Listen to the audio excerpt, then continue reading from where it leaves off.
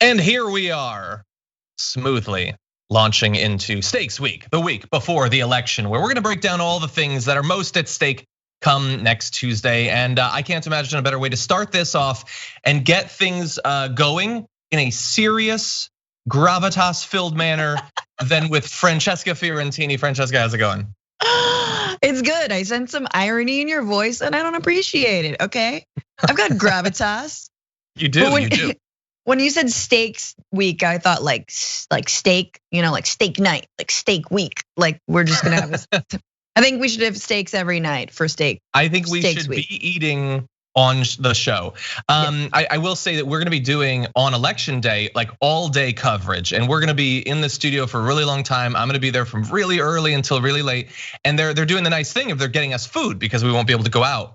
And I have created a day that will probably kill me via diabetes, but it is going to be just an extravagant set of meals that I'm going to be eating through the course of that, combined with a lot of liquor. Win or lose, getting drunk. But anyway, I need liver with the side of fava beans. Come on now. Exactly. But anyway, very glad to have you here. Today's looking like it's going to be fantastic in every way except tech. But anyway, so this is Stakes Week. We're gonna be talking about one of the big stakes, and that is the pandemic. As we about halfway through the show, we're gonna be talking about that. But after the first hour of the show is done, stick around because Francesca and I are gonna be breaking down our top 10 list of the things most at stake next Tuesday. And it's gonna be a great opportunity to learn a little bit about what we value and learn a little bit about each other. So I'm looking forward to that. But anyway, for those of you who are already on YouTube or Twitch, feel free to hit that like button or a heart. Maybe there's a bell, I don't know. Rub the buffalo if they've got one and let people know that we're live because we got a lot of news that we're gonna be talking about today. And if you send us tweets or super chats or anything like that, we'll respond to those. I'm gonna respond to one right now. I just saw a comment on YouTube that John's talking really fast. I might have had an energy drink this morning. I don't know, what do you think? But anyway. Francesca, before we launch into this, how was the Bitchuation room yesterday? Oh, it was great. We had Waleed Shahid of Justice Dems on. We talked about what the hell Biden care is, and a comedian, Aaron Dewey Lennox, who has a very personal and very, very wrenching story about healthcare. So yes, the stakes being in the middle of a pandemic, we can still talk about things like Medicare for all and better healthcare. Yeah. And let's continue to fight for that. So yeah, it was a great episode. Listen to that, and definitely, if you have a chance to check out Newsbroke as well, we talked all about minority rule, which is I know something you talk regularly about, and how the GOP is hell bent on what all weekend long meeting to confirm Amy Coney Barrett. Yep. Yeah. No days off when you're trying to secure Christian nationalism through the courts. Exactly. There was no time, unfortunately, for aid to the American people during the pandemic.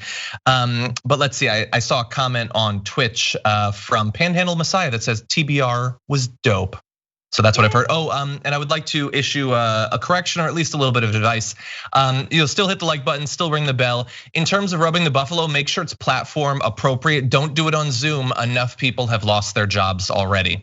So with that, why don't we launch into this news? The White House is once again experiencing a massive spread of coronavirus, possibly even impacting the vice president. We'll have to wait and find out because Pence's chief of staff, Mark Short, is apparently isolating after testing positive on Saturday. Devin O'Malley, a spokesperson for the vice president, let us know that over the weekend.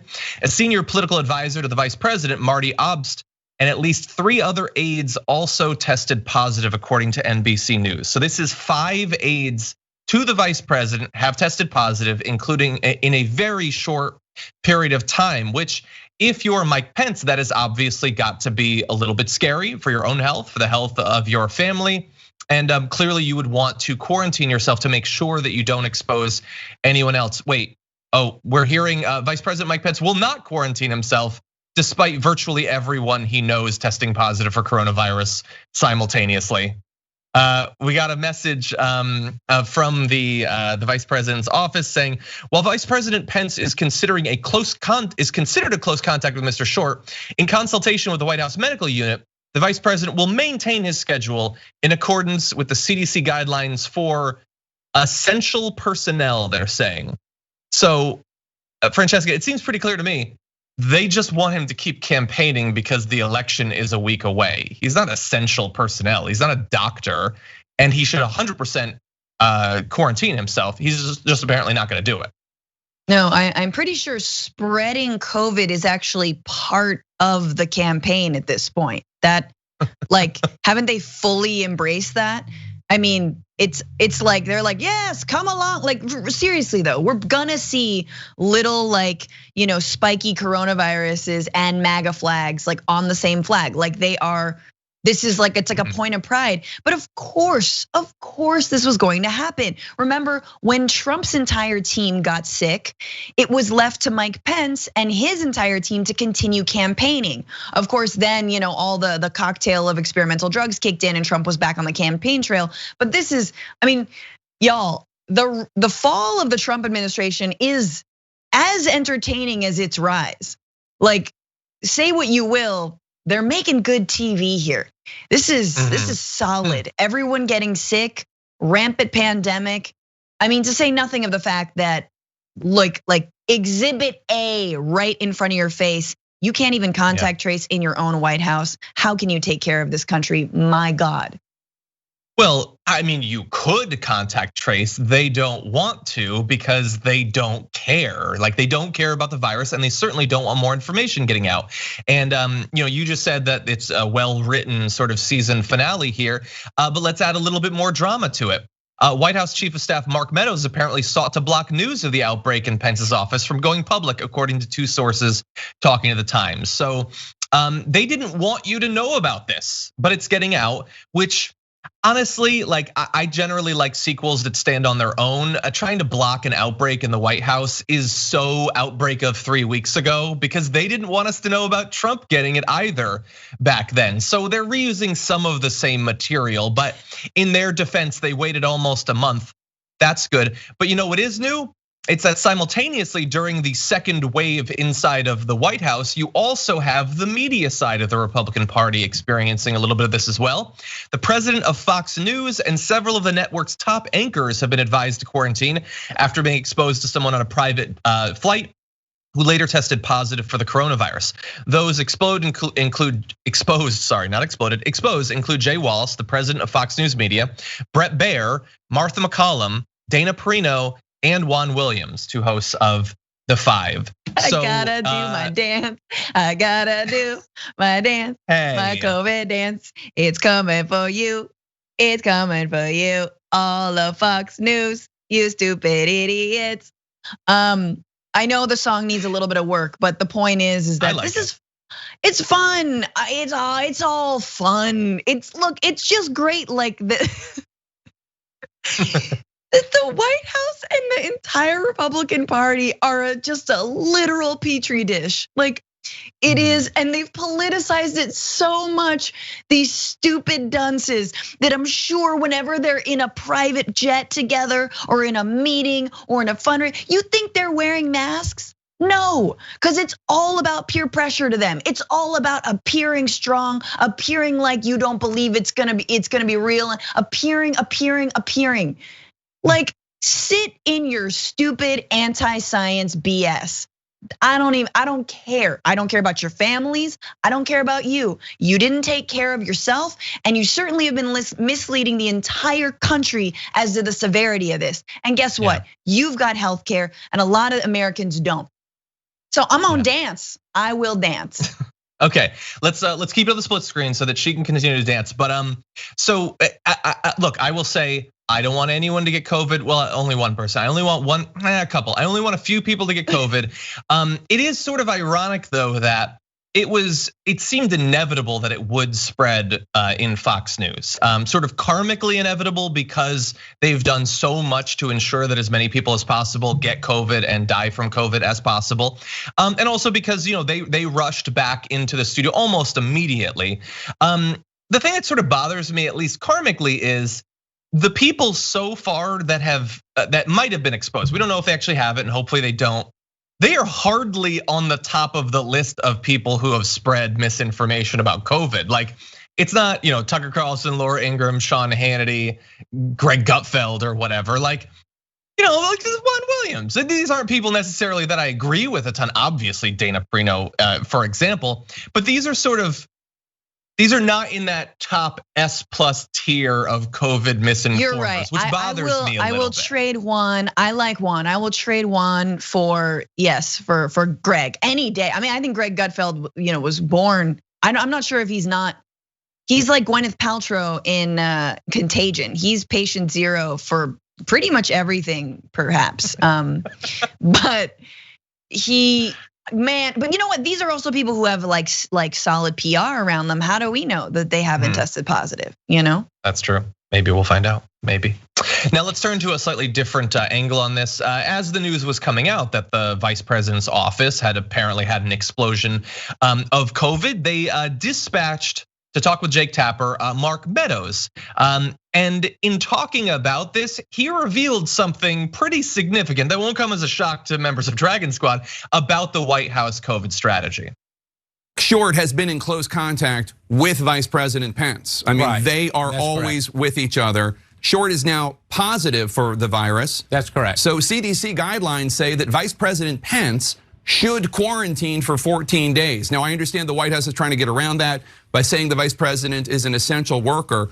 But Mark, how is going all over the country, how is that campaigning? How is that essential work? It's not like he's helping to contain the virus. In fact, the opposite, he's holding rallies that could be spreading the virus. Well, actually, he's not just campaigning, he's working. We saw a Middle East peace agreement with Sudan in the Oval Office that the president engaged in. And for anybody to suggest that the president has been out campaigning and not getting things done, all you have to do is look at the facts. He was at a campaign rally in Tallahassee. He was just in a campaign rally in Tallahassee. I'm not saying he's not campaigning. I'm saying that is only part of what he's doing. And as we look at that, essential personnel, whether it's the vice president of the United States or anyone else, but he's not has to continue on. CDC guidelines. Well, no, Jake, CDC guidelines does say essential personnel. Yes, it says wear a mask. If they wear a mask.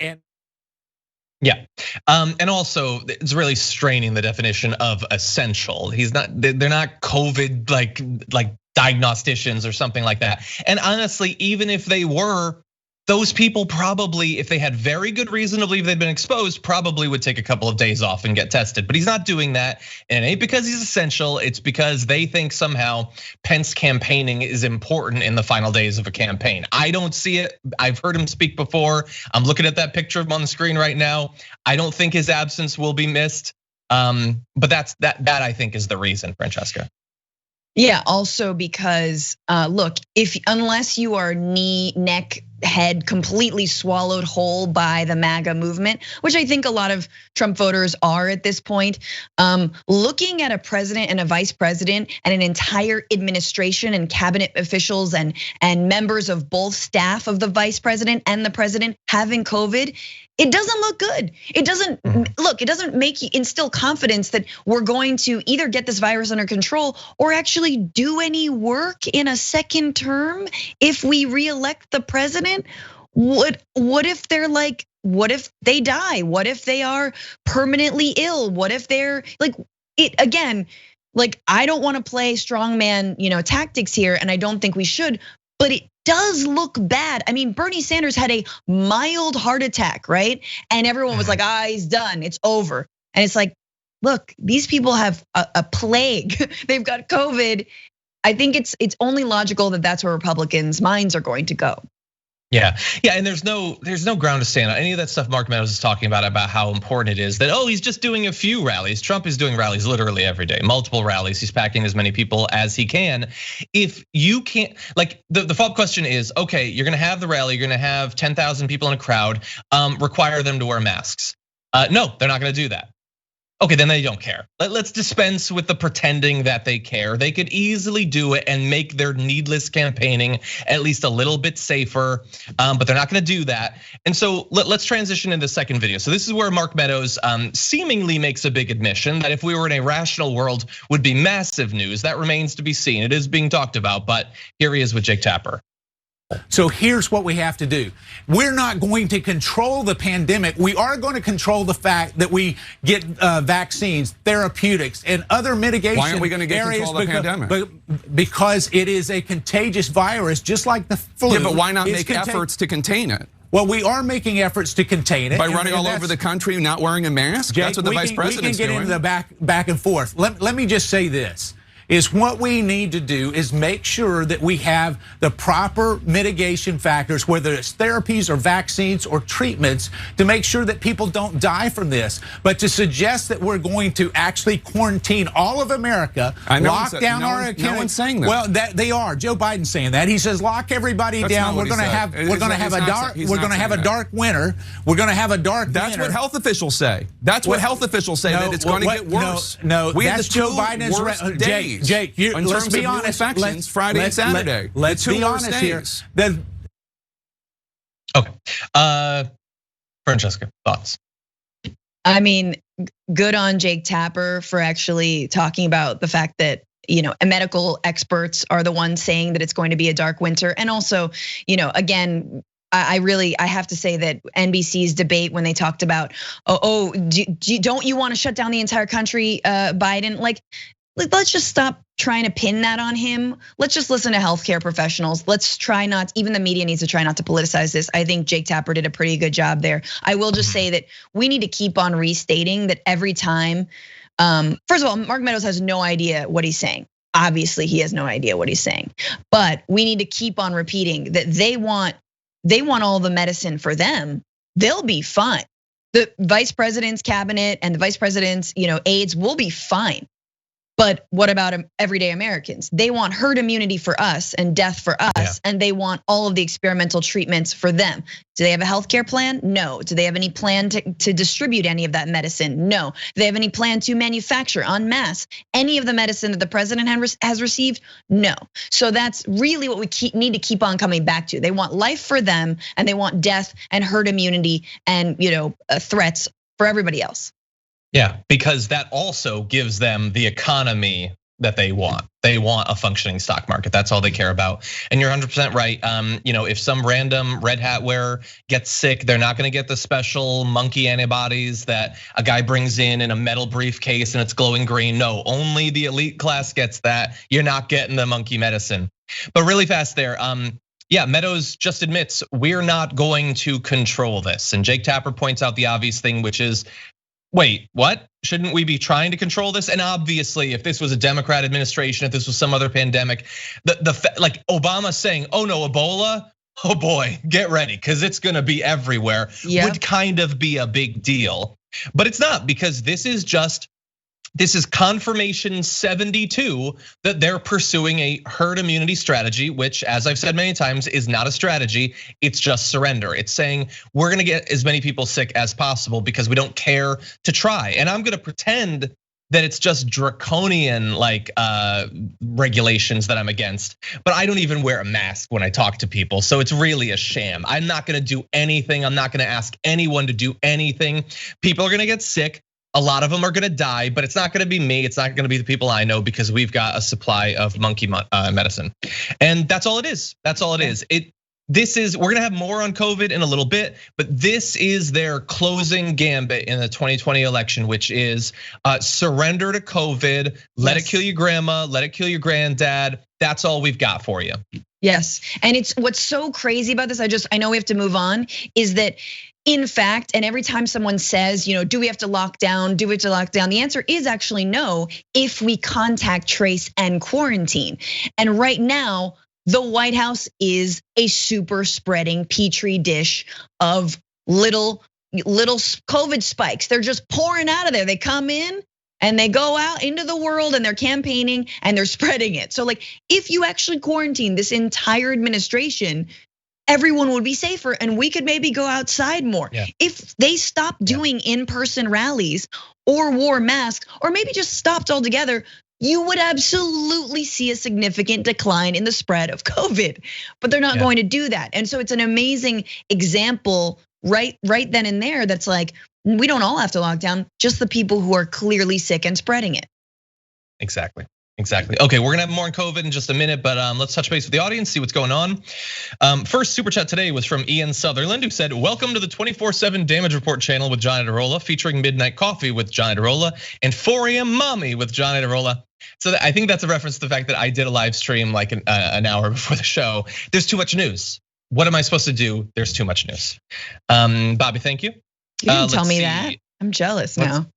I want to be on camera. I just crave my face reflected in a tiny lens. Anyway, Candace says, "Hi, I'm a female escort mail carrier in North Carolina. I've been waiting for my shirts for 2 weeks. I deliver my own mail, so I searched through my packages and found them sporting Damage Report tee at USPS today.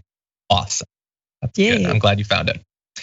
Gary says, "Totally forgot about daylight saving time over here in Europe. Glad I made it. Love your work, John, and everyone at TDR. For the sake of the planet, get that numb nut out of the White House. The world is tired of plump." Gary, thank you. Nora says, "Can't hear you guys, but both of you look lovely. Come back." Yeah, we had a little tech problem. We'll see what it was. I honestly don't know at this point. AJ, thank you. Lord of the Rink says, "I just voted today. Texas's worst nightmare. A carpet-bagging northerner here while I'm in school voting party line Democrat. Fix your GOP and maybe this wouldn't happen." Nice. By the way, Francesca, really fast, did you see the early 18 to 29 voting numbers and how much higher than they are in 2016? Huge, yeah. I don't know the actual numbers, but huge. So none of these boomer parents can shake their finger at us, and I appreciate that, honestly. I do. Jordan says, "Missed you, John. Been in detox for a week for alcohol, so no 3:30 a.m. Damage Report for me. Love from Australia." Jordan, thank you for watching again. Hope you're on the right side of that now, but appreciate you watching. Asha, thank you for your thank you. And a big super chat from British 32 who says, "Hi, John and Franny. Dragon Squad should go progressive on TYT to prove to Jank how strong Dragon Squad is. Seth Meyers' show offered to make Trump a COVID mascot costume for Mike Pence. That's pretty funny. And thank you, British, I appreciate that. Jank may not know what Dragon Squad is yet, but he'll learn. They all learn. Anyway. They all learn. Actually, he'll be the first. John's Venn Diagram of Desire, thank you for gifting tier 1 subs over on Twitch, appreciate that. AKA Mark Twain, subscribed for 5 months now, says 5 months already. Thanks for helping to keep me sane all this time, thank you. Obi-Mom Kenobi subscribed for us the 7th month and said much love, thank you, Obi-Mom. Let's see, Jess freaking Ortega says, "Fran, you look gorgeous, John, how dare you?" What did I do? I didn't do anything. It doesn't have anything to do with me. Thank you for watching. Do appreciate that. Telepanda says monkey meds is my favorite John expression. I'm sorry, I watched Outbreak recently. It's a really good movie. It's very Simpsons, like a little monkey comes in, got a little fez cap and like has like a metal briefcase. What's the, is it Chimp? What's the monkey from The Simpsons? I don't know if the monkey. Anyway, in the comments, let us know. Yeah. Wait, did people think I meant it was a medicine that came from a monkey? No, I mean it was a Dr. Monkey who developed it. That's what yes. Talented. Oh, definitely. Yes. Lab coat, coming in. Lab coat. Yes, yeah.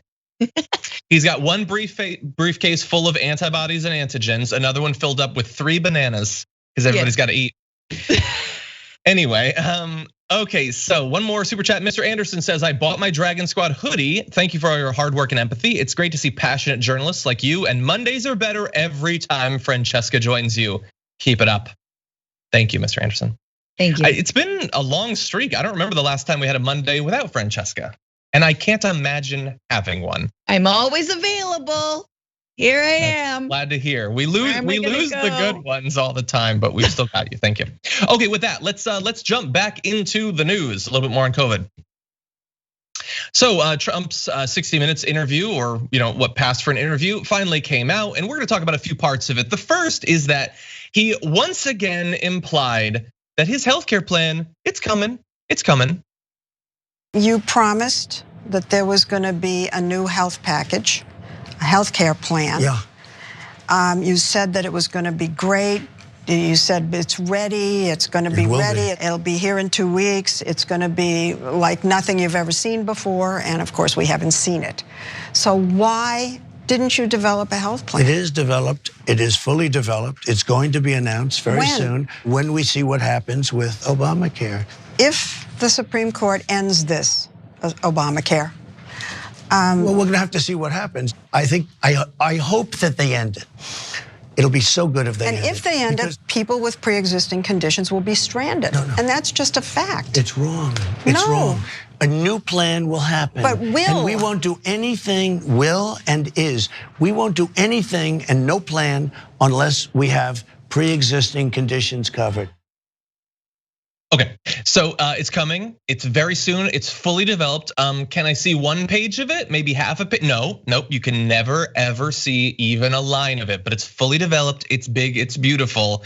Francesca, I feel reassured. You know what? No matter what happens at the Supreme Court, it's ready to go. Apparently. Yeah. No, yeah. The monkey. That's in the third briefcase that the monkey's got. Is just the healthcare plan. And we're like, can we see? No. Ooh. Have a banana, We're like, no, we don't want a banana. We just had a banana. Ooh, okay, we'll take the drugs, we'll take the steroids, thank you. What about the healthcare plan? Ooh, there's a lot of. Hey, Monkey, why does that briefcase looks really light? I don't think anything's in that briefcase, Monkey. No, it's here. we can do this for an hour, John. I would do this straight up for an hour. Don't man, come January, I just want to do that. The entire show in a monkey voice. No, obviously it's not coming. It's nowhere. And yet consistently, and this is what's so incredible about this Hindenburg of a campaign strategy is like watching it self-immolate is incredible. Like it is, you just do one thing right. I've always said that Trump is like the worst villain because like even a villain you're like kind of hoping wins. Like you don't want Lex Luthor to like slip on a banana peel. Like that's just corny. You don't want him to be that bad of a villain. But Trump can't even mess up right. And this healthcare plan is a perfect example of that. And the fact that Americans are consistently voting around healthcare. And you saw 2018, Democrats take back Congress in the wake of a lot of protests about healthcare. And Newsbroke, we've done a whole piece on this, is that actually when social programs are enacted, they're incredibly hard to take back, right? And the ACA is not Social Security, it's not Medicare, it's not Medicaid. It is actually a giant handout to private corporations, which is ironic because it means that Republicans can't find a way to make even more money for private health insurance. They can't find a way to make it even more pro-business, this ACA, right? And so, but of course they're not gonna help people. Of course they're not gonna introduce a public option, heaven forbid. Of course they're not gonna, so they're stuck between this rock and a hard place of a fairly conservative social program. And the fact that none of them believe in actually helping Americans, and the fact that it's actually popular. 55% of Americans do support the ACA, as flawed as it might be. So it's beautiful to just watch them flounder, and again, completely botch this. Yeah, 100%. And I want to add only one thing. I apologize, I don't remember who on YouTube said it, but someone reminded me, in terms of his plan, and we've been talking about who we think has the plan, a tiny little briefcase and a tiny little monkey. About a week or two ago, the White House was touting this declaration supporting a herd immunity strategy that had been signed by a bunch of doctors, but people looking into it began to grow a little bit suspicious at some of the names on the list, which didn't seem like real names. And do you know what one of the names was? Dr. Johnny Bananas. I'm not saying anything. I think we found our monkey. But anyway, okay, so Trump is gonna continually try to convince us that healthcare plan is coming, but we've been implying all along that he keeps saying this. Well, you know who's created a great mashup of all of those times? Midas Touch. So here's their latest ad.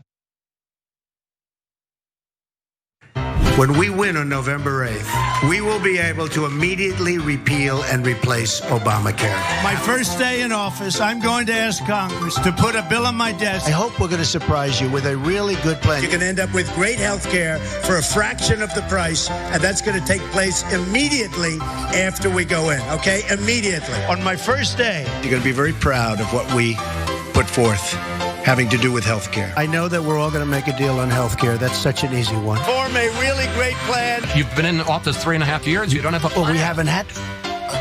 Excuse me. You heard me yesterday. We're signing a health care plan within 2 weeks. A full and complete health care plan.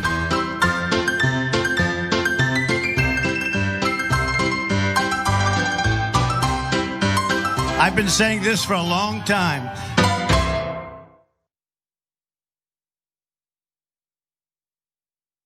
And unfortunately, the joke is on us because hypothetically, the Supreme Court, especially with Amy Coney Barrett, might strike it down.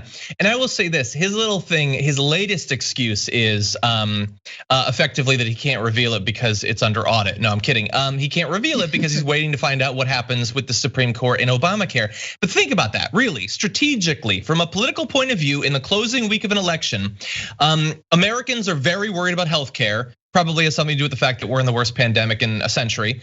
And they're looking at him trying to strike down healthcare for tens of millions of Americans. That makes many people uncomfortable and theoretically might make them less likely to support him in the election. He supposedly has a backup healthcare plan that he could reveal, which might reassure some Americans that even if the Supreme Court strikes down Obamacare, he will have something to protect them, but he's not showing it to us when he could. And it might actually get him some votes. Think about how imaginary that plan must be that he's not putting it out when it could theoretically help him win re-election. The whole thing is just such a sham as people are dying. Absolutely. I do think, I love that image of him like scooting away on a golf cart because I hope that that's how he exits the White House.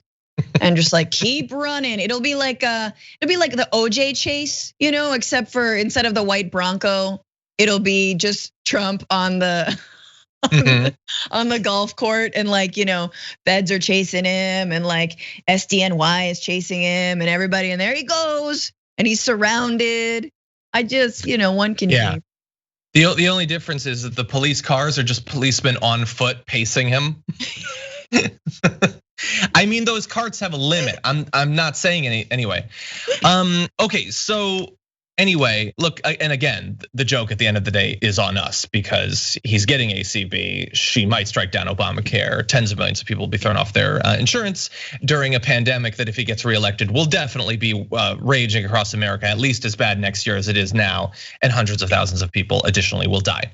Yeah, but let's go a little bit. I just want to say people voted for him on those lines. They believed, I don't know how, but they believed that Trump was going to have a healthcare plan. They truly did. And I know that's hard to imagine, but listen to how he sounded before he was elected. It sounded like he was going to replace it with something even better, and it was going to be cheaper, and a lot of people voted for him on that. So just as you're talking to your Republican, friends and family voters, remind them of that. Just remind them. Yeah. He pretended he was going to pass universal health care. Anyway, let's talk a little bit more about the politics of this. We are just like a week out from the election, and Donald Trump is apparently, like, he likes to whine about a lot of things, but what he's whiniest about is that so many Americans are so obsessed with this tiny little insignificant pandemic that has only killed 220,000 or so people and rising every day.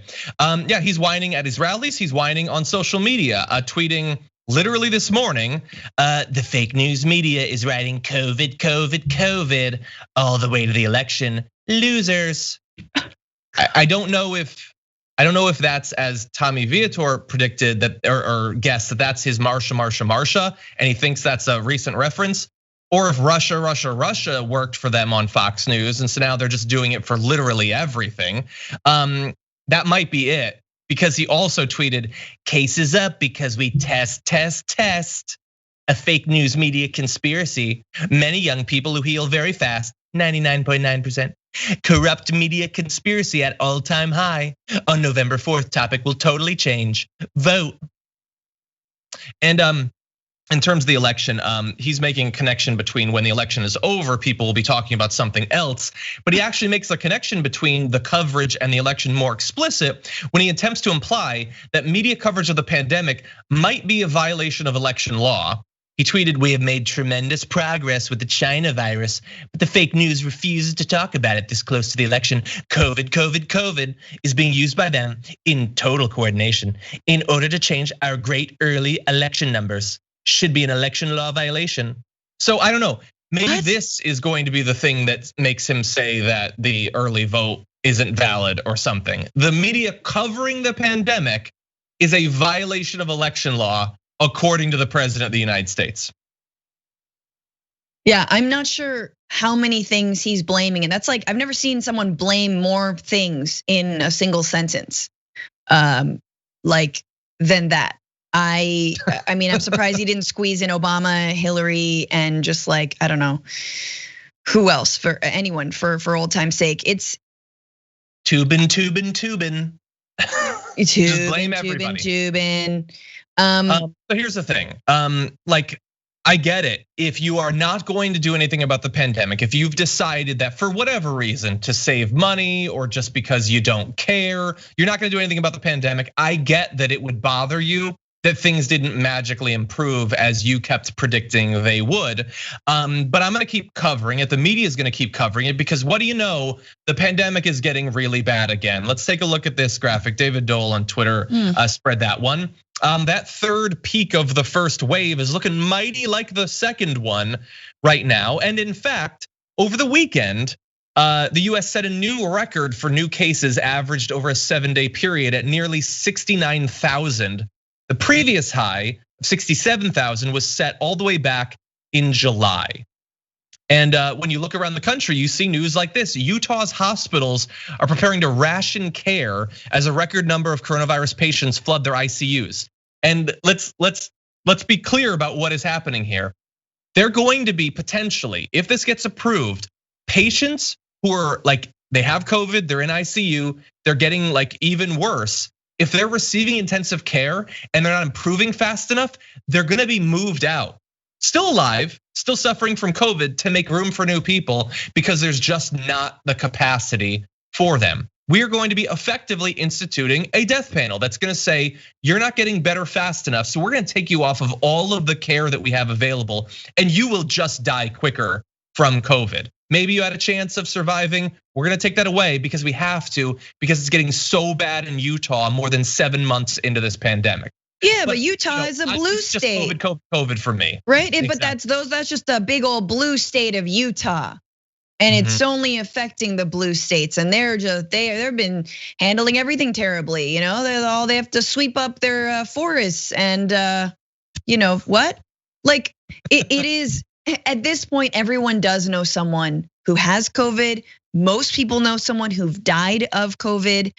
It is incumbent upon us going forward to make sure that COVID continues to not be politicized, because no matter what happens in November, we know, and what happens on election day in a week, we know it'll continue to be politicized. But for our lives, for our families, for our friends, for our ability to like leave our homes, go somewhere, visit them, we need to make sure, because again, I can't imagine if Biden wins, the kinds of dangerous rhetoric that Fox News and Trump will still traffic in, trying to politicize this while people are straight up dying and having care rationed for them. I mean, we saw those images in Italy, right? I mean, we've seen them here, but people are just wheeled into the waiting rooms. People are wheeled into, and are just left on their own, right? Like, these are scenes of contagion. This is not a movie. This is our life right now. This is our reality, and everyone is so sick of it. So again, back to what I was saying before, and back to what I think we all need to keep remembering: contact tracing, testing, and isolation. We don't need major lockdowns, but on top of that, hey, how about a little bit of unemployment relief? How about maybe all of the giant corporations and millionaires and billionaires who got tax breaks from this pandemic? Oh my God, You greedy ghouls. How dare you? Yeah. Like maybe let's actually turn that around and help people like the essential workers, like the people who don't have health care. I mean, like, y'all, we're setting up for a major transformational moment. I truly believe if we get through this, our chances of passing something transformative when it comes to healthcare are really high. We just have to keep the pressure on. Yeah. Everything that Francesca just said is 100% right, and that's day one of Stakes Week is the pandemic. Because if you think that Trump is going to take the pandemic more seriously if he wins next Tuesday, I mean, yeah, I got an imaginary ventilator I can sell you. If you think that Mitch McConnell is going to suddenly care more about providing aid, I don't know what to tell you. They don't care. They don't care. Like, if he gets reelected, we could be seeing 1,000, 2,000 Americans die a day in 2022 for all we know. If we're lucky enough to not get hit by a second pandemic concurrently, we will still be being affected at 1,000 Americans a day for as long as you can imagine, because they will never do anything. They will literally never do anything at the national level. They will tell Republicans at the state level not to do anything because that is the ground they've staked out. They're not gonna change at this point. The stakes couldn't be any clearer. We are talking about minimum hundreds of thousands of additional lives lost already after the tragedy we've already experienced, possibly millions. That's what we're gonna have, okay? Those are your stakes in terms of the pandemic. Like, what's the strategy? Their healthcare strategy at this point is just let enough people die so that we don't have to provide healthcare to everyone. They'll just be, we'll just be missing like 5 to 10 million of us, and then we can get healthcare. Cool. Like, if is that the strategy? Just say it. That's the strategy. I mean, Mark Meadows effectively said it. We're not gonna control this. We're just gonna have therapeutics. Get sick and then hope that you get some sort of derivative of the monkey medicine. Like, and you're not going to. You're just not going to. That is the strategy. We have been left out to die. This would be like if, like, you're in the movie Armageddon, the asteroid's coming, and they give a press release. They're like, okay, so we have advice. There was this plan to send a bunch of deep sea miners up there, but honestly, that just seems really expensive, and we got to think about our 401ks. So everybody duck and cover. That's where we're at right now, effectively. Get below your desk for when the asteroid hits. I love how you're like taking the most outlandish end of days movie. I'm like Contagion. You're like Armageddon, we gotta like send that team up there. First of all, this administration is the Steve Buscemi of Armageddon. They got space mania. They're shooting everything up. They're like, it doesn't matter anyway, and everyone else is like, there's a chance. Trump's got space madness, definitely. I really hope that. Sorry. Now I just want to see Biden singing, I could stay awake just to hear you breathing through a ventilator. Okay, I'm done, I'm sorry. Oh my God, I wondered if you were gonna go to some sort of ventilator mask thing. Anyway, okay, couple of quick super chats because we have so much still to get to. Anna Binksy, thank you for that. Alex says, fantastic Franny, marry me please. Thank you. Show me your tax return. Ryan says, poor tube in a stroke of bad luck, wouldn't you say? That's not right. That's not right. Kevin Hudson says, Franny is giving us face. Yes, queen. 100%. Hilltop Ironworks says, the wordplay from the Trump admin is just talking points for his base. Just tell the truth. They want to keep campaigning. Do they think their base will care? No, they don't. I actually have a story for tomorrow about how little they care about the pandemic. We'll get to that. JC says, my brother is highly educated and very kind to our family, but is a Trump supporter. He just parrots Fox News alternative facts. How do I get him to see the real truth and get him to think for himself? Try to get him to watch the show, maybe. I don't know if that's gonna work. It's tough.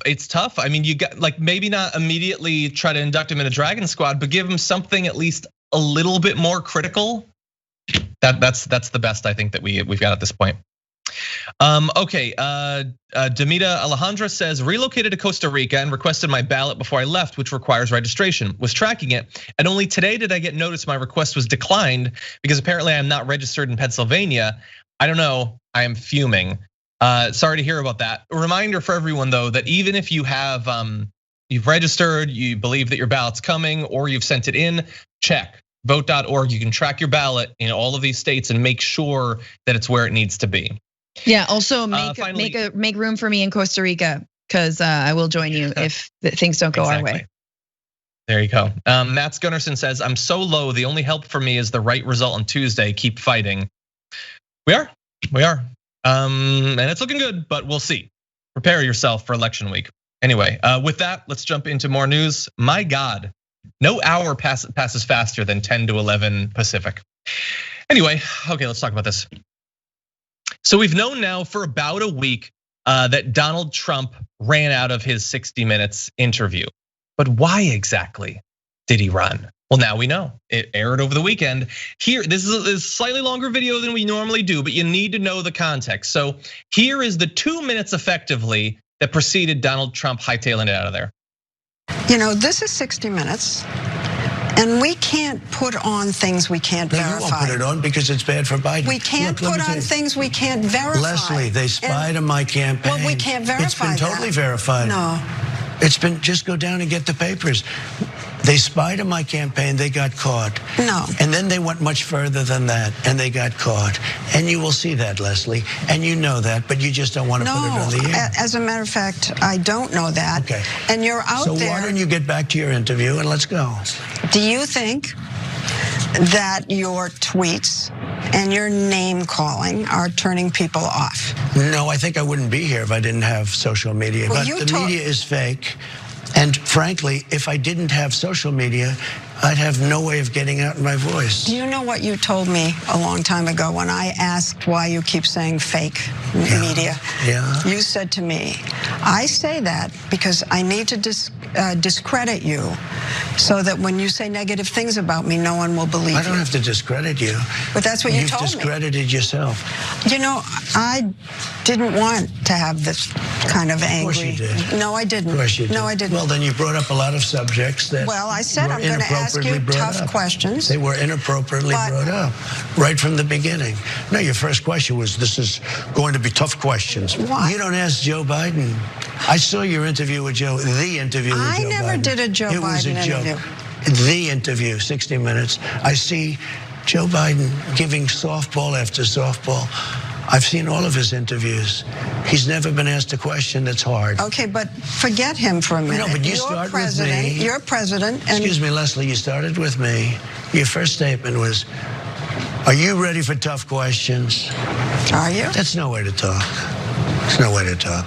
Leslie, one second. At this point, one of our producers interrupted to advise about the time remaining in the interview. I think we have enough of an interview here, Hope. Okay, that's enough. Let's go. Let's go. Let's go meet for 2 seconds, okay? Thanks. I'll see you in a little while. Thanks.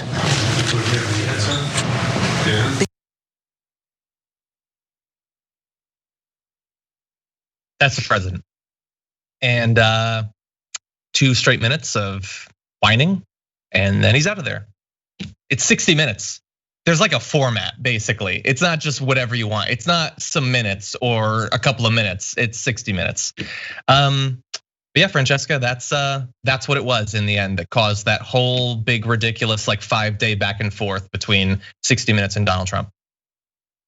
Yeah, I'm surprised he was so ashamed by that, because it was very on brand for everything else he's done. And I guess he got upset. I guess to me, watching that, I was like incredibly triggered, like very, very triggered, because if anyone's been in a conversation with a significant other who is just insistent upon gaslighting you when you bring up the most smallest, most basic critique, right? And just a question, just ask him a question. Hey, why did you do that? Why did that? And like you're trying to be serious, and they're like, how mean of you? Why would you say that? Yeah, and you don't treat him like that. I saw the way you were looking at. Is it just me? But I'm serious. Like you saw in Leslie's face and her voice, right? She's like, I really didn't want to have a negative interview, you know.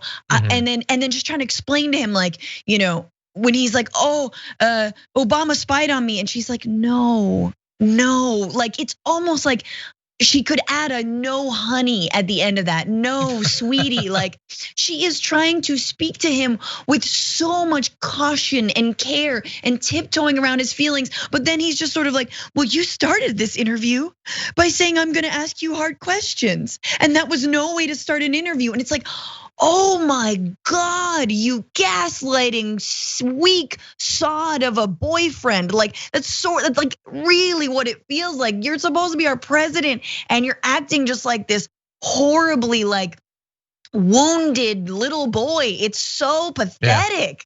Yeah. It's so pathetic. Yeah, it's Leslie Stahl. He's acting as if it's Dwayne "The Rock" Johnson and he just was thrown off the top rope or something.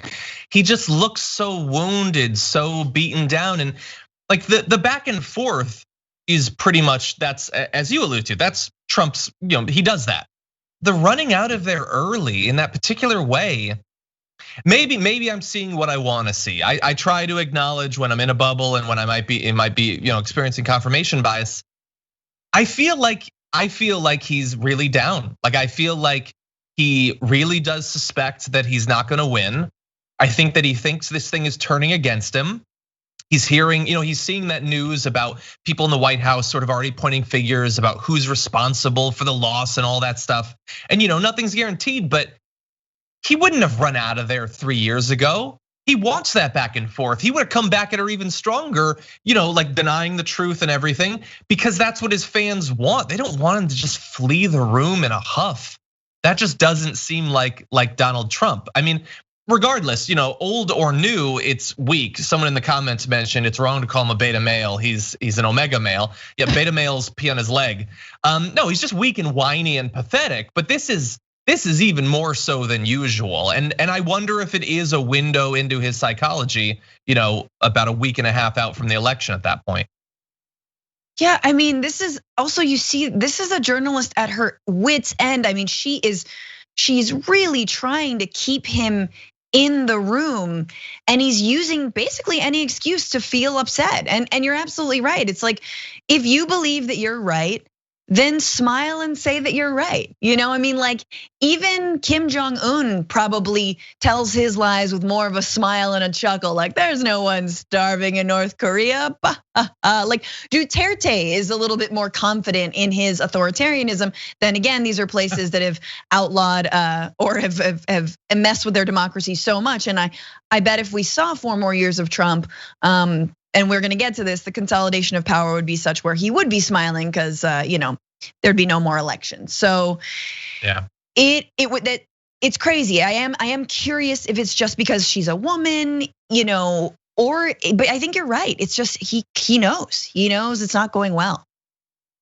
Yeah, I think he always gets more triggered and emotional with women. That's clear. I mean, when Jonathan Swan interview with him earlier this year, the looking at papers interview, that was obvious. That was a much tougher. Like, Jonathan Swan was asking him tough questions, and Trump sort of went along with it. Like, they had their back and forth.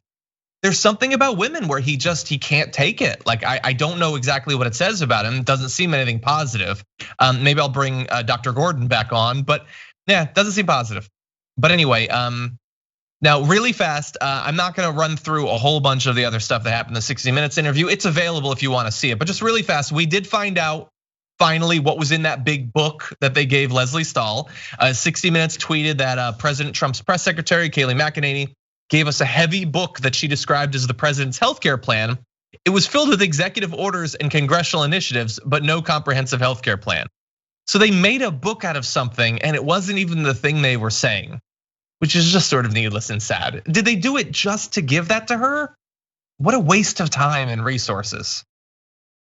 But anyway, we also got this little moment that I just think's funny, where Donald Trump once again tried to drink water. I don't know, man. I don't know. I don't know what that is. I mean, look, is it slightly more evolved than your average T-Rex? Yes, it's a little bit better, but it's not quite manipulate objects. I'm innovating right now.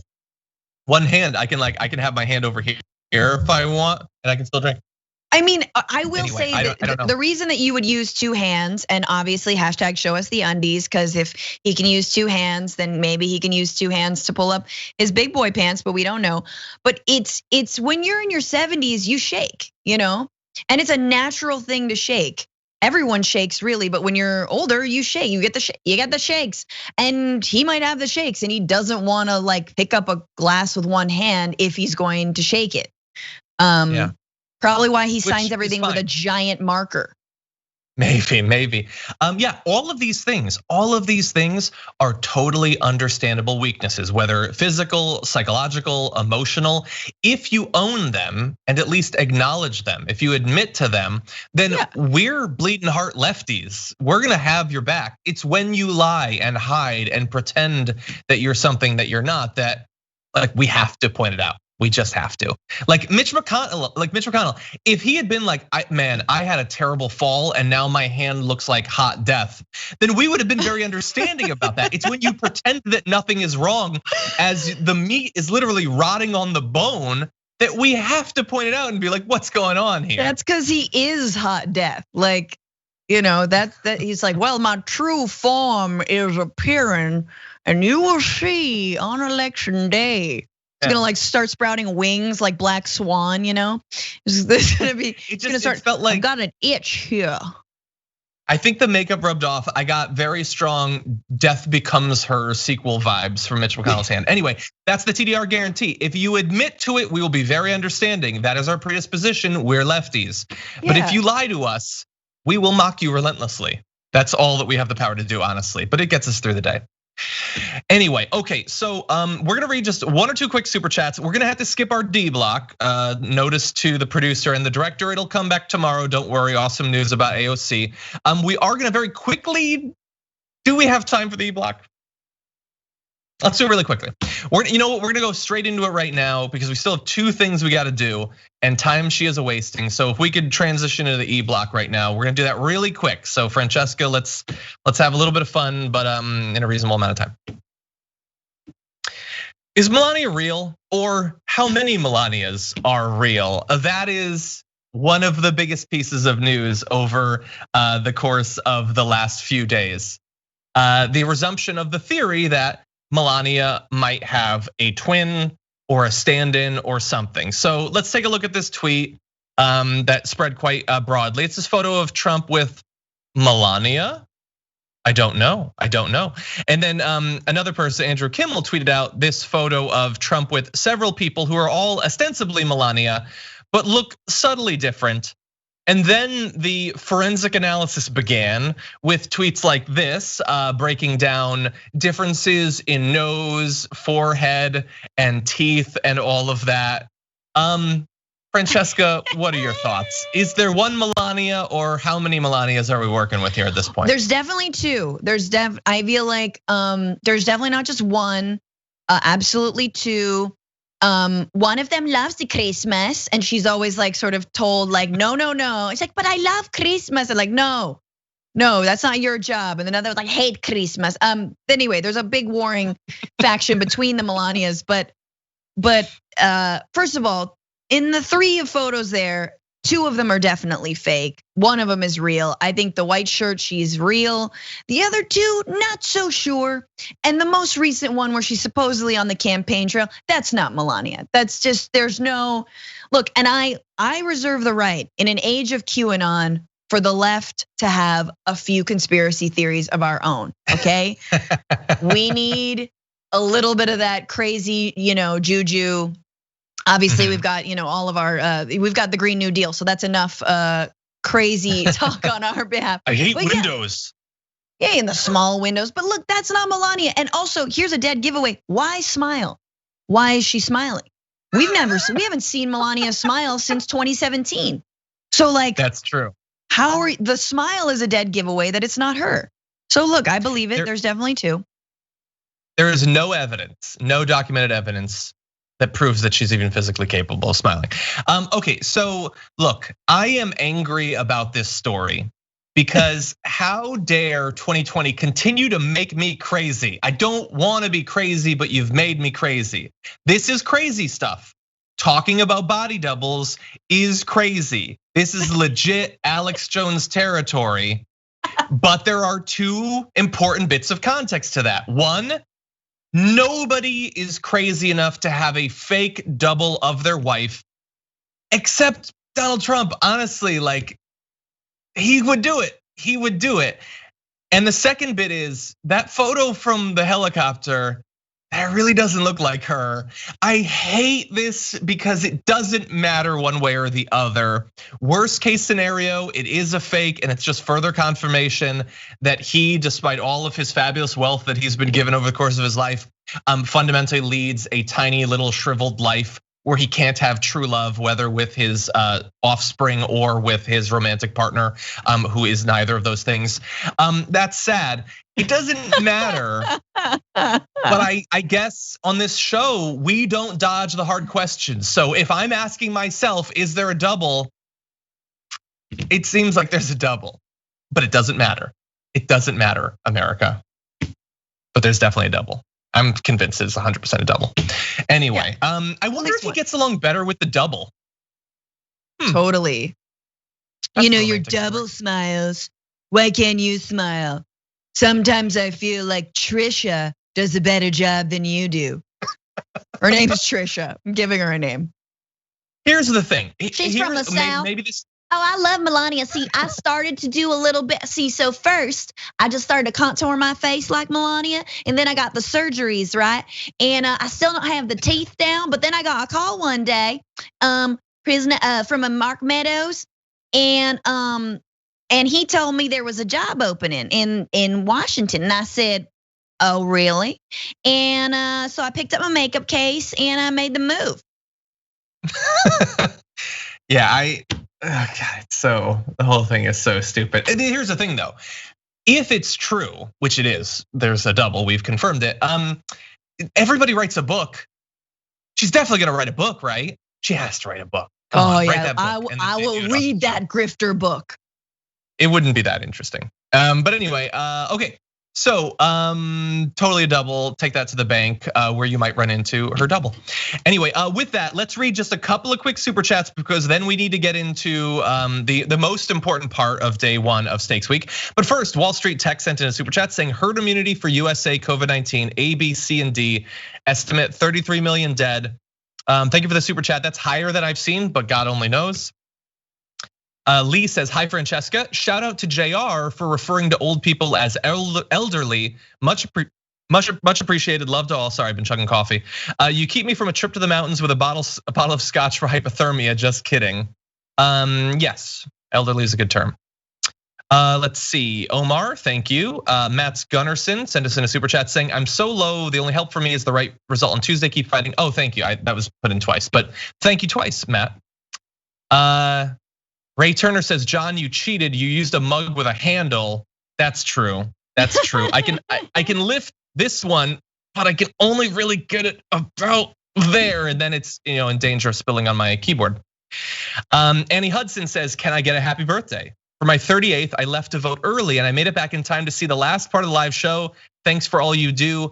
Annie, no. Happy birthday, and thank you to all you do, including, but not limited to, watching the show and voting early. Thank you, Annie, and happy birthday. Okay, over on Twitch, let's see. Fidlanero says, the second one looks more like Deborah Messing in a wig. Imagine if that's what it was. Imagine. Dude, that's a good job. That's a good gig. I wonder if it's union. I don't know, it should be. Yeah, that's a lot of acting. Definitely not union. Progressive Canuck says, I feel like Trump may have actually died at Walter Reed. Now we're all just living the plot to the movie Dave. No, he'll literally never die. He's being protected by only the most advanced monkey anti-serums. Anyway, okay, so we're already over and we've got a big thing to get to. So let's jump right into it. I don't know. Oh yeah, we do have B-roll. So I'll wait. This is Stakes Week at the Damage Report, where we're gonna be going through day by day the biggest things that are at stake in this coming election. We decided we'd start off in grand style by breaking down Francesca and I's top 10 things that are most at stake this election. We're gonna be starting off with Francesca. What is your number 5? Number 5, as in least important, comedy. I don't want to do any more Trump jokes. I don't want to see other people do any more Trump jokes. It is hack, it is boring. Oh, he's orange. Oh, he's got a bronzer. Oh, he's Trumpkin. Oh, he wants to sleep with his daughter. Oh, show me the undies. I'm tired of it. I'm tired of my own Trump bits. I know, I'm tired of my own comedy. He is hack, everything about him is hack. You can't make fun of someone who is a literal walking satire. It is not fun. And I am tired of Alec Baldwin and everyone else playing Donald Trump. So let's just be done with this. Preserve comedy, save comedy, vote Trump out. The only person more done with Alec Baldwin's portrayal of Trump is Alec Baldwin. That dude doesn't want to do it, but it's just too much money. He has to. That's funny because everybody believes that people in news and comics are scared that Trump will go away. But yeah, no, we don't want it. We don't want it. No. Anyway, that's a good number 5. My number 5 is the Supreme Court. And the reason it's number 5 and not higher is, sorry, I'm gonna keep it real. We've already lost on that. Like the health of the Supreme Court is not really at stake. It's ruined unless it gets massively reformed. And that's sort of why it's on the list, is that if Joe Biden gets in, hypothetically, there could be reform, term limits, court expansion, those sorts of things. So this isn't about like whether we have a healthy Supreme Court is at stake. It's whether we have literally any chance whatsoever to recover things, whether in a year or in a decade, because Donald Trump's already gotten 3 justices in 1 term. There is every reason to believe that he will get more justices in however many years his second term is. You've got a couple of really old conservatives that in theory could retire at some point in the near future. If Trump gets reelected, they will almost certainly retire earlier so that he can bring even more crazy arch conservatives in there. The Supreme Court is wrecked outside of real reform. Our only hope to even partially recover it depends on next Tuesday's results. Yes. Yeah, it's hard. It's hard to do this top 10 because a lot of these are only going to get worse. I would say my number 4 would probably be judges. Going along with your Supreme Court, there will be more judge appointments. There will be more federal judges, right? This is like record number of appointments. You saw the other day on Sunday, yesterday, a lawmaker discussing, I forgot which senator, senator from Hawaii, who was saying, look, we get called in session only to confirm federal judges. This is a federal judge factory. Mitch McConnell and the Republicans know exactly what they're doing. And again, this is all part of their long game to radically turn our justice system into an extremist, sort of like, again, a Christian nationalist court that protects religious liberty for the religious majority, right? Protects religious liberty if you want to discriminate against LGBTQ people, or if you want to take away the right to reproductive freedom for women and you're an employer, right? It protects, it literally just protects the right to discriminate. And so I would say that number 4 being the courts, I don't think it is a lost cause yet, but I absolutely think that it can get worse. Yeah, you're right. I make the mistake of focusing too much on the Supreme Court sometimes, but he's already gotten a crazy number of judges that will only accelerate if he gets a second term. And you might reach the point where they don't even care about their supermajority on the Supreme Court because it won't even be needed. They'll have so much insulation in the lower courts, the Supreme Court can just choose not to take up any appeals to the crazy Republican rulings that they'll get at the lower levels. You're 100% right. Yes. My number 4 is war and further crumbling of the international situation effectively. Donald Trump is hot for a war with Iran. That would be absolutely devastating. There's a very real chance that will happen. But even if it doesn't, he'll continue his insane drone strikes and bombing campaigns in Syria and other countries. The number of dead will continue to rise. America's lack of leadership combined with his sort of increasingly explicit support for dictators internationally will wreak havoc inside of those countries and could potentially spill over into international wars as well. I don't even know exactly what the content of number 4 is, but it's gonna be chaotic, it's going to be deadly, and it's going to be around the world. So that's another thing that I'm very worried about. Now, I don't think in this area, Biden is as much an improvement. I'm worried that his foreign policy will look pretty similar to Barack Obama, but I feel like that's a known quantity to some extent. Donald Trump is so chaotic, so willing to allow dictators to do whatever they want that I can't even really speculate as to what outcome that could have. Yeah. I'm trying to game out what your 3, 2, 1 is, John, so I can sort of gauge.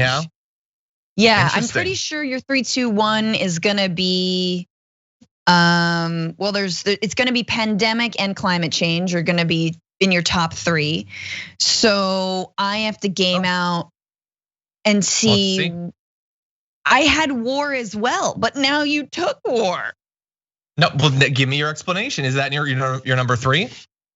My number 3 is definitely war, but I don't have climate change or the pandemic because I think you're gonna do them. This is very difficult for me. We'll see. That's the fun. But tell me about your number 3. What are your worries? Okay, let me just game it out. Okay, 3, I will do something different and say extremism. I think that the rise of white supremacist violence in this country is only going to get worse. Obviously, it started with the racist reaction to the election of the first Black president, then the re-election. Trump had everything to do with radicalizing that with birtherism. And I think 4 more years of Trump will absolutely embolden what the FBI has now said is the biggest threat to the American population, which is white supremacist terrorism and domestic terrorism, homegrown terrorism, however you want to call it.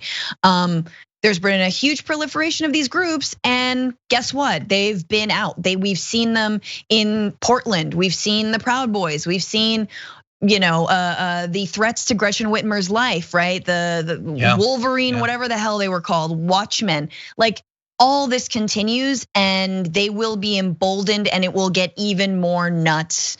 And yes, absolutely QAnon. QAnon is going to get worse. Queefanon just continues.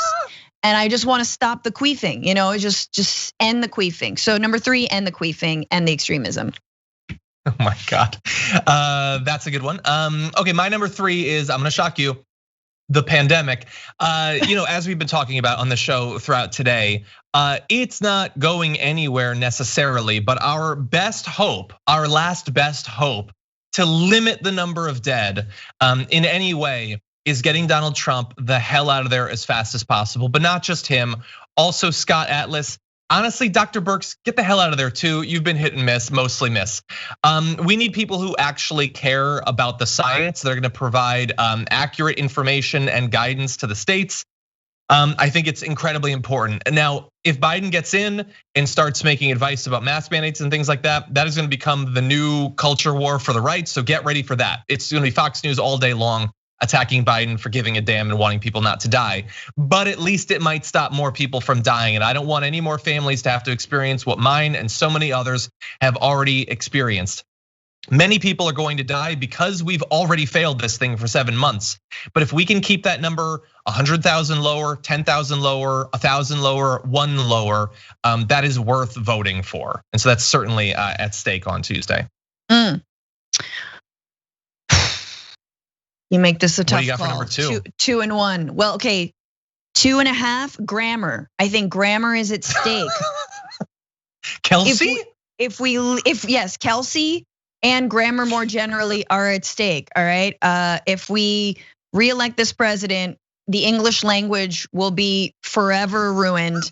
And we will never be able to use caps lock or the exclamation point ever again. In fact, they'll be banished. COVID.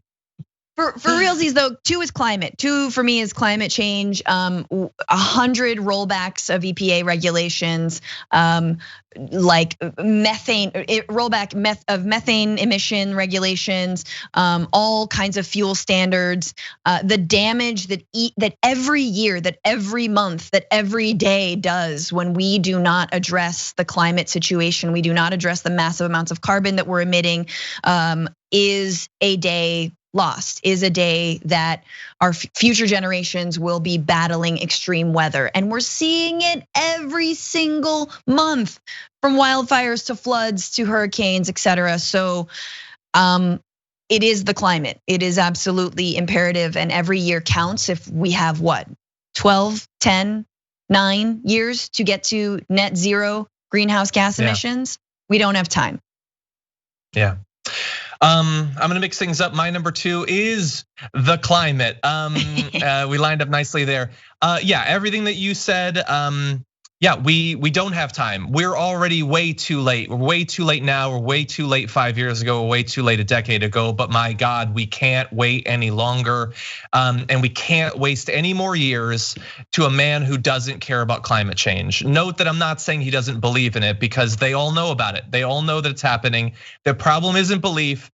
It's priorities. They don't care. They just don't care, because as with the pandemic, they're gonna be insulated. Whatever the infrastructure and access to food equivalent of monkey meds are, they have that for the climate. They're gonna be just fine. The question is whether we're gonna be just fine, and we're not gonna be if it's Donald Trump. This is another area where Joe Biden is not where he needs to be, but he can be moved hypothetically. And that's, AOC believes that. Sunrise Movement believes that. AOC was saying that to Jake Tapper literally over this weekend. He's the opponent that we can possibly prevail over. Donald Trump is not. He doesn't care. He's not gonna do anything. And our lack of doing anything is going to lead to more countries not doing anything, and the world just can't afford that. So that's my number 2, the climate. It's, in terms of specific policy, it's the number 1 effectively, but number 2 overall. Sure, agreed. All right, number 1. I think we got a little taste of it this summer, but full-blown militarism and military dictatorship. I think some of the things we saw in Seattle and Portland and Washington, DC, the mobilizing of a special unit of ICE called BORTAC, or Customs and Border Patrol, that can operate within 100 miles of the border in what the ACLU is called a constitution-free zone. We're gonna see a lot more of that. So if we take the streets in protest, if we tweet, if we post something, hey, if our phones happen to be listening to us and that is weaponized for bad, I think you will see a consolidation of the Gestapo-like, junta, military junta in the 90s and 80s throughout Latin America, like tactics that we saw this summer, specifically targeting Black and brown people, Muslims, and all the folks who are already in the crosshairs. And I will just say the militarism includes the death of migrants at the border. It includes the treatment of those in detention. It includes the sterilization of women against their will, the separation of children from their families. 545 children have not been reunited with their families. That all continues because Chad Wolf will be the DHS secretary. So yeah, militarization. Yeah, everything that you said, I certainly agree with. I thought long and hard about my number 1. And I was gonna go with what I think we all objectively know is the worst thing threatening America, which is like cancel culture or something, or Alex Jones being deplatformed.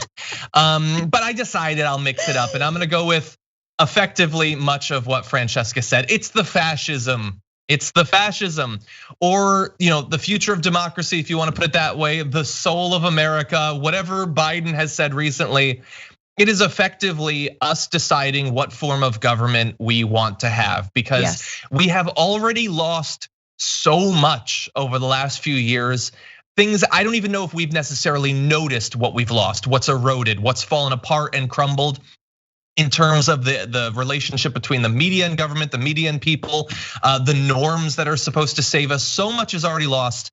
I don't know what's left with another 4 years of Donald Trump. I was reading news over the weekend that he's got a list of top intelligence officials he's gonna fire if he gets reelected, because the purpose of intelligence agencies is not gonna be to let us know what's going on. It's going to be to fulfill the will of Donald Trump, as every other branch of government effectively does.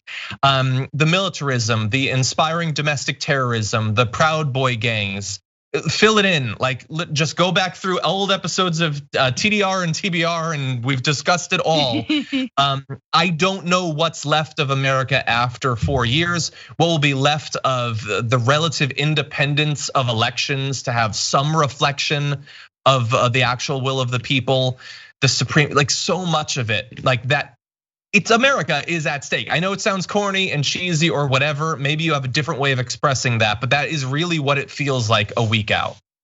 Absolutely, and I think we can't be naive about that. Let's not try this whataboutism as like, well, America's always been terrible. Like, yeah, no, yes, but like, have we been this bad? And did you know enough about like the State Department to now know that it's mostly tumbleweed and like a few like random raccoons? He's hollowed out all of these agencies that inspector generals have been fired one after another after another. We don't have any watchdogs anymore. You got like the Office of Ethics now is like a Twitter dude, Walter Shaw. Remember when that dude resigned in like the first year of Trump's presidency? Like, it is.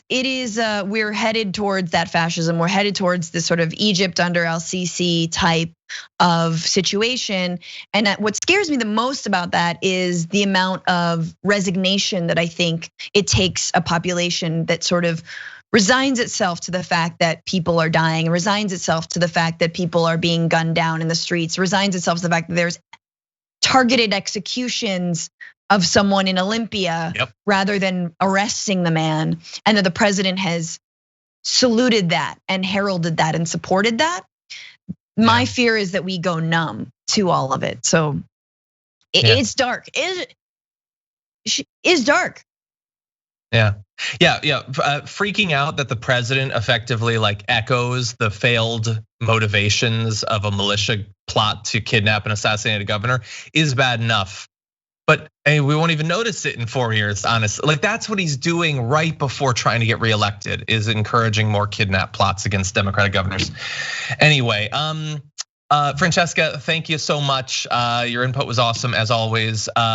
Perfectly splendid and fantastic in every way. And we're gonna be talking right before the election next week. God only knows what October surprises will have been broken by then, but thank you as always. Are we doing the show on Monday still? Or are we just nixing Monday?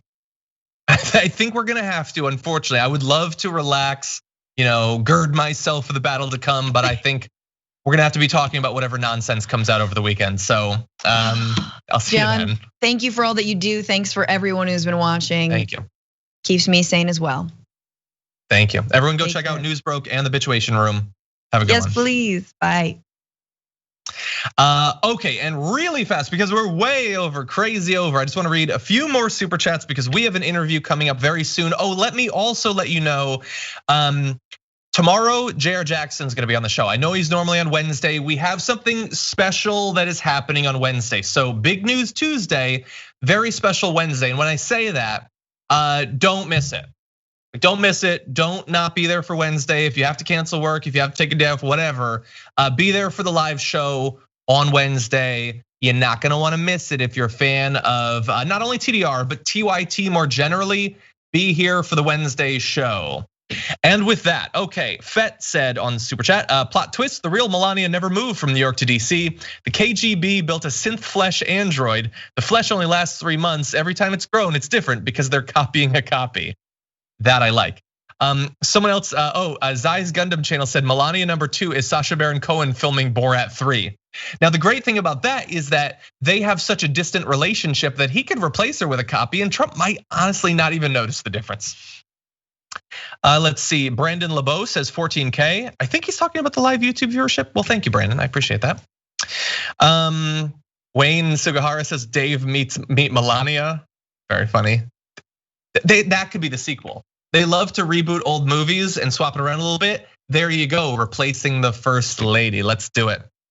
A guy from chat said, pretty suspicious in Pennsylvania. Mail-in vote confirmed online last week. 3 days later, got an automated text claiming verification is needed on my ballot with a link to a GOP website for registering Republican. I don't know what any of that means, but it's not good. And you're definitely gonna wanna look into that, obviously, which I'm sure you have. Jesse Velasquez says, what's the first thing you guys gonna do once we're over this pandemic? That's a great question. I am going to have a bunch of people over to play board games. I have been missing that. We've been playing a lot of digital ones, but it's not the same as picking up bits of wood and cardboard and plastic, so I'm looking forward to that. But what about you? JW says, I know this sounds hyperbolic, but were there good Nazis? You know, the ones that didn't like that whole genocide thing but loved his tax plan? That's a question I wanna ask every Trumper. It's a good question. Essential Worker on the Brink says, Gen X boomer here, still trying to figure out what exactly you whippersnappers mean by this dragon squad of which you speak, but I'm here for you. It's just, it's the community, that's all. And if you're watching and sending a super chat, which you did, maybe you're a part of it. Maybe you're a dragon too. Thank you for the super chat. Forrest Dudley says, hey John, did anyone at TYT see the latest Biden-Harris assassination attempt last week? I saw the news on Saturday. How many attempts are we up to now? Stay strong, guys. Hashtag Dragon Daddy 2024. Stop it. Yes, I did see that. Maybe a measure of how crazy this election year is that it didn't make it onto the rundown. But maybe we'll talk about it tomorrow. Yeah, thankfully it was stopped. Thankfully the FBI is still mostly doing its job in terms of stopping domestic terror threats from the right. Thank you. Franklin Sharpslicer said, Francesca Fiorentini, this is no joke. I was quite impressed with your show, Newsbroke. Take it from a boomer. We could have used you much sooner. So says this Wyoming bloke. Franklin, very nice work, appreciate that. And finally over on Twitch, Telly Panda says, Franny, your impression is so good and I watch you guys do this for an hour, thank you. She does a good monkey, she does a good monkey. Anyway, thank you everybody for watching. We've got an interview that we've got to film in like 15 minutes or so. Producer's gonna be mad at me. Thank you for sticking around as long as you did. Stay tuned for the rest of Stakes Week as we delve into all that's at stake. Coming next Tuesday, I'll be on with JR tomorrow. And again, don't miss Wednesday's show, okay? You miss it, I'll have told you so. So anyway, thank you for watching. Until next time, stay safe out there, stay sane out there. I'll see you soon.